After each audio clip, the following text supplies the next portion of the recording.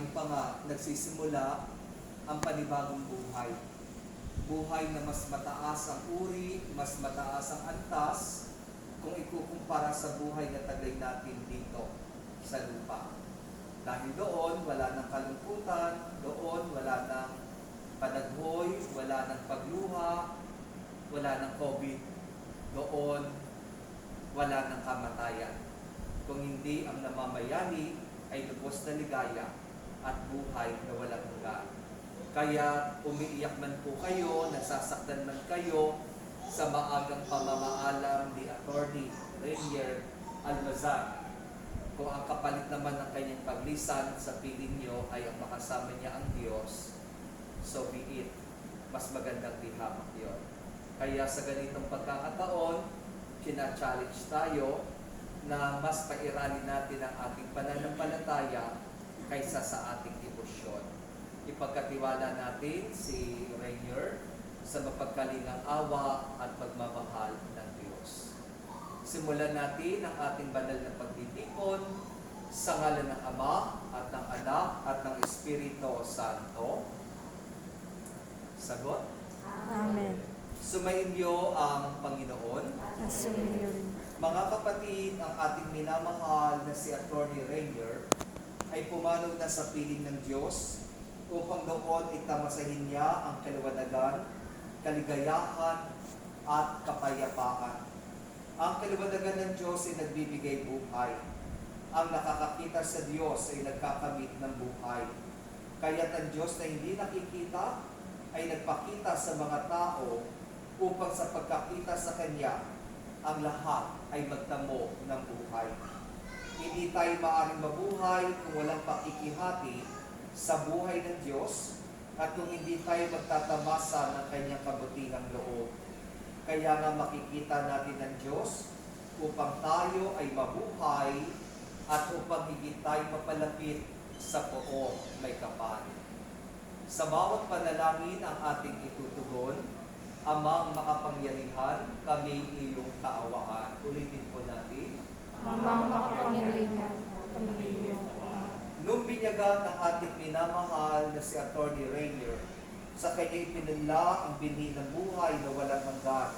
Naway umani ito ng pagkabuhay sa piling ng mga banal sa kalangitan, inalangin natin siya sa poong may kapal. Tugon po. Ang lahat ng mga namatay na umaasang muling mabubuhay ay malugod daw ang tanggapin ng Diyos sa piling niya sa kalangitan. Inalangin natin sila sa poong may kapal. Ang lahat ng ating mga kapatid na naririto at kayo po yun na naging bahagi ng kanyang buhay.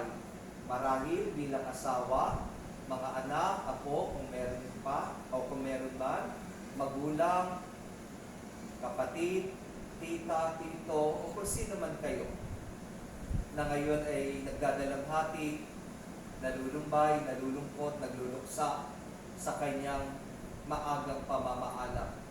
At ang lahat ng sa inyo'y nakikiramay ay magkasama-sama nawa sa langit na tahanan, manalangin tayo sa poong may kapal. Naway gantimpalaan ng Panginoon ang lahat ng ating mga yumaong kapatid, mga kamag-anakan at mga pinagkakautangan ng loob, manalangin tayo sa poong may kapal. Ngayon po ay pagsamasamahin natin ang lahat ng ating mga dasal, mga panalangin, alin pa rin natin kay Atty. Kapayapaan at katahimikan para sa kanyang kaluluwa. At gawin po natin ito sa pamamagitan ng sama-sama nating pagdarasal ng Ama namin, Ama Ginoong Maria't Luwalhati. Pabaon natin sa Kanya isang patagumpay na paglalakbay, Atty. Mula sa mundong ito na iyong ginalawan, patungong kabilang buhay na kung saan naniniwala tayo, naroroon ng Diyos. Naghihintay sa iyong pagdating, sa lubungin ka, yakapin ka, at ipagkaloob sa iyo ang biyaya ng kaligtasan, ang tagumpay ng buhay na walang hanggan. At habang dinadasal po natin ang Ama namin, Ama Ginoong Maria't Luwalhati, babasbasan na po natin ang kanyang labi. Ako muna, Pare. members of the family, meaning the wife and the children. And then kung meron pa pong ibang mga kamag-anakan, pamilya, meaning the parents and the siblings, kayo po ang kasunod after the immediate members of the family. All together we pray. Our Father, your kingdom come, your will be done on earth as it is in heaven. Give us this day our daily bread. Forgive us our sins, As we forgive those who trespass against us. Lead us not into temptation, but deliver us from evil. Hail Mary, full of grace, the Lord is with you. Blessed are you among women, and blessed is the fruit of thy womb, Jesus. Holy Mary, Mother of God, pray for us sinners, now and at the hour of our death. Amen. Glory to the Father, and the Son, and the Holy Spirit, As it was in the beginning, is now, and ever shall be, world without end. Amen. ang huling paghahabilin at pamamaalam. Discontinue lang po kung meron pa. Ang huling paghahabilin at pamamaalam. Mga kapatid, bago natin ihatid sa huling hantungan si Attorney Rainier, at ito ay sa linggo na ang schedule ng kanyang living, pagwapulan natin siya ng huling pamamaalam. Ipahayag natin ang ating pagmamahal sa Kanya at tanggapin natin sa ating kalooban ang Kanyang pagpanaw. At umasa tayo makikita-kita muli sa piling ni Jesus.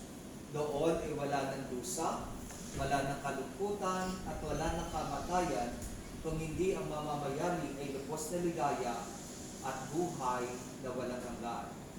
Sa bawat panalangin ang ating itutugon, ang gilaw naming pumanaw, referring to Attorney, kanina natin siya ihahabilin sa ating poong mahal. That is the logic of the response. Ang gilaw naming pumanaw sa piling ng poong mahal. Ulitin po natin. Hindi namin pumanaw Sa piling ng poong mahal.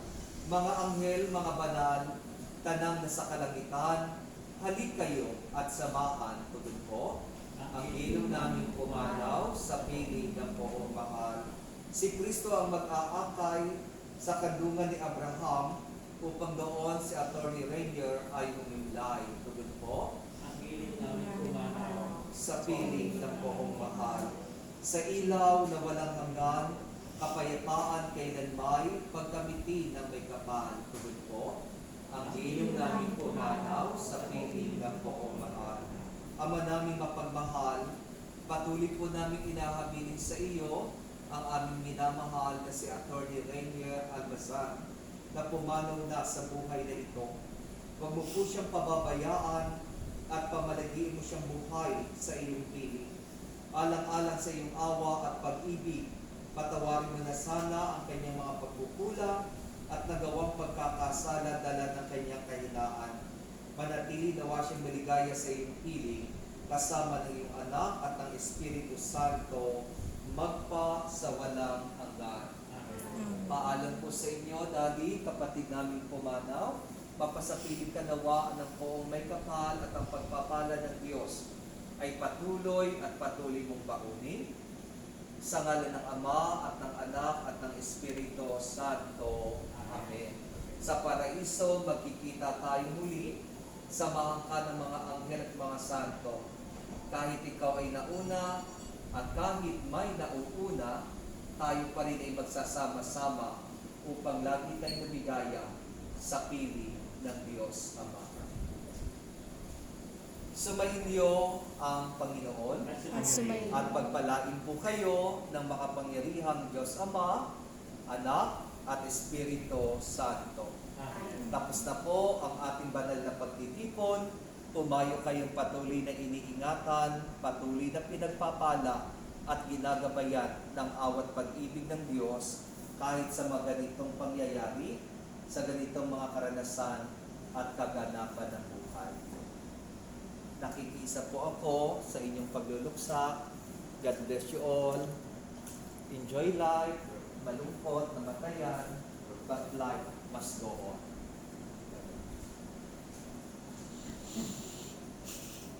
Okay, magandang umaga po sa lahat. Umaga po, Father.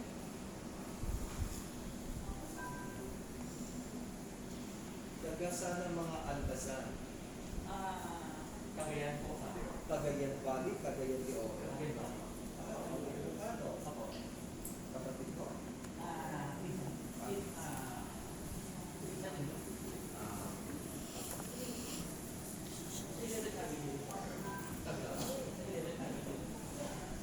Sino po? Ay, hindi po. Dito po ako sa Sampang Casio sa second ano po. Matagal ko po kayo. Doon sa Our Lady of Grace. Yeah. Ilalak daw ng Our Lady of Grace. Dahil ko ito pasok dito sa Tagalog niya. Hindi ko lang alam kung ganit na yung lockdown. Tita. Ganon. Yung iba. Pero umitak na siya ako sa Bulacan. Siya mismo na na-detect na positive siya ng December 15. Kaya lahat ng planning preparation sa Simang Gabi kasi sa Bulacan po Bulacan. Anong diabetes po kayo to? Oo.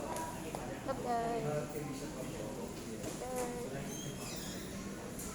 Oo, sa kapitbahay. Online. So guys. Subscribe.